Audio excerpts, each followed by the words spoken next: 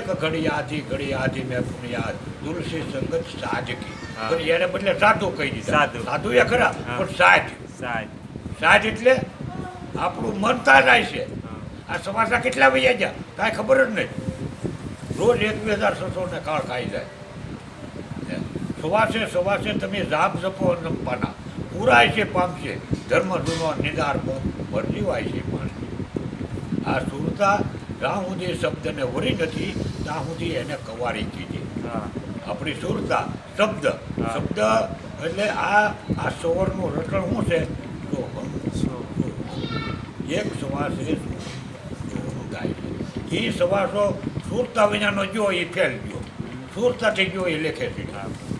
એમ રોજ 21,000 ને એમે નથી. એમાં તુલસીદાસે પાછી સહી કરી કે એક ઘડી આધી મેં પુણ્યાદ તુલસી સંગત સાજકી તો હટે ખોટી સાજથી તમે લ્યો છો. બાળા તો ઘરમાં ફરે, જીભ મોઢામાં ફરે, મન તો સ્વયદીશ ફરે. એમ સમરણ ન કહેવાય. તો સમરણ કીધી તો એસા કીધી ખરે નિશાને સુર. ખરું નિશાન કયું કે આ સુરતા સવરની હારે જોડાણી જો બહાર કાઢ્યો એ આખો નથી. એના 2 વિભાગ છે. આખો સવાસો નથી. એ તો આમ છે ભેગા થઈને જુદા પડે. શીશ ગુરુ બ્રહ્મ રંધમાં વસે અને શીશ નાભીની માય એ બેનો વસાળે ભેટો થાય. નાલા ઓલો આમ થાય ને ઓલો આમ થાય પણ નથી કોઈને ખબર પડતી. એટલે આ સવાસો આખો નથી. 2 ભાગ. આપણે એની ઉપરથી આ મિશન બનાવ્યું. મિશન જુઓ એક ઉપરે શું તેને પણ જાય વસાળે સિલેન્ડર આમ નામ જ ચાલે. ઓલો આવે એટલો ઓલો બે ભેગા થાય સુવિધા પડે ભેગા થાય એમ છે ભાઈ. પણ આ નથી સમજાતું, કોઈ વાતે ફિટ નથી થતું. અને અમુક અર્થો એનો જુદો નીકળી જાય. સાધનું કેમ સાધુ કીધું? સાધુની સંગ તો સાધુ આરે બેહે તો કે ભાઈ આ લેખે થઈ. અને આ વાણી તો બધી વિખરી કરી નાખી આ ગાવા વાળાએ. કહેત કબીરા સુણો ભાઈ સાધુ લે સાધુને કઈ પડે કહેત કબીર તમે સૂનમાં સાધો આ સૂનમાં સાજ રાખો એમ કીધું. પણ એ કોઈને આવડે નહીં. કહેત કબીરા સુણો ભાઈ સાધુ લાવા દે ઘોડા ગાડી એ કયું. આ બધું લોલાયેલું થાય મારા બાપ. હવે છેલ્લો એક મારો પ્રશ્ન છે, બરોબર? પછી પૂરું થાય છે. ગંગા સતીના ભજનમાં કીધું છે કે પિંડને બ્રહ્માંડથી પર છે ગુરુજી મારો, એનો રે દેખાડું તમને. તો પિંડને બ્રહ્માંડથી પર એ ક્યાં ગુરુજી? એમ છેલ્લે શૂન્યની માથે સાલો રે હંસા જાય કે બ્રહ્મધામમાં મેલવા ડૂબ કરી આવ્યા. ડુગરે માયા કેરો ફંશે સર્વે જમકા ગ્રાસા એટલે કોળિયા. તો કે સેતા 21 ધામને માથે હંસા બ્રહ્મધામ છે અવિનાશી ના વિના સૂર્ય રવિ કા પ્રકાશ આશે.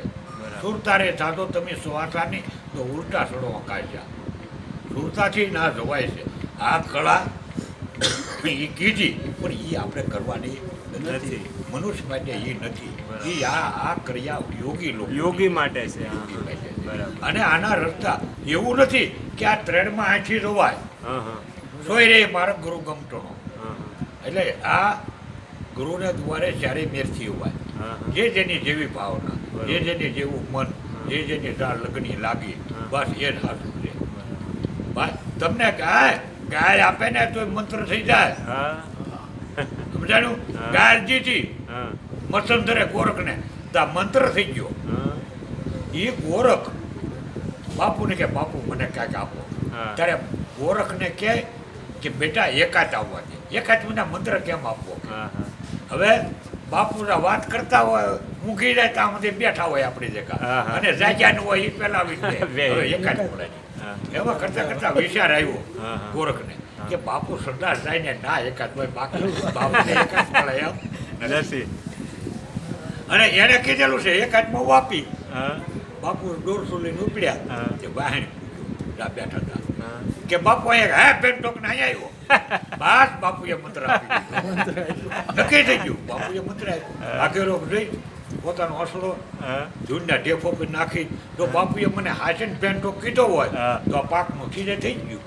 આ મંત્ર ગાય છે એ મંત્ર થાય થાય. પણ આપણી શ્રદ્ધા હોય. શ્રદ્ધા હોવી જોઈએ. બાદ બાપુએ મને મંત્ર જ આપી દીધો. હા. એને કીધું કે એક હાથમાં આપી આ જ એક હાથમાં મને મંત્ર આપ્યો હા. છે. એટલે એમ આ બધી અને આ બધું છે ને ભાઈ પૂર્વની કાંઈક કમાણી હોય હા હા એમ નગર નો થાય. ન કરવું.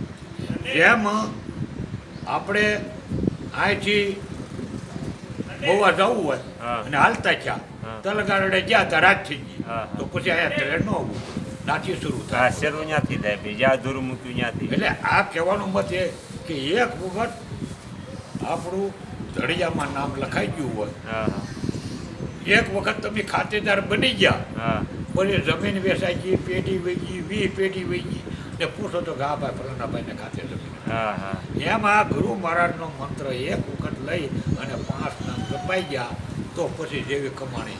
અને એ અર્જુને પ્રશ્ન કર્યો હતો કૃષ્ણને હા. કે તમારો ભક્ત યોગ કરતા કરતા એની દેહ પડી ગયો તો હા. હે અર્જુન મારો ભક્ત કોઈ દી એવો કષ્ટ થતો નથી.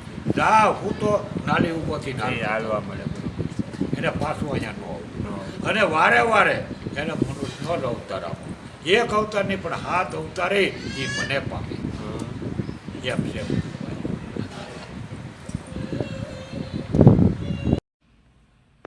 આગળના વિડીયો જોવા માટે આ ચેનલને આ રીતે સબસ્ક્રાઈબ કરો અને આવનારા વિડીયોનું નોટિફિકેશન મળી રહે તે માટે બેલ આઇકન પણ દબાવો.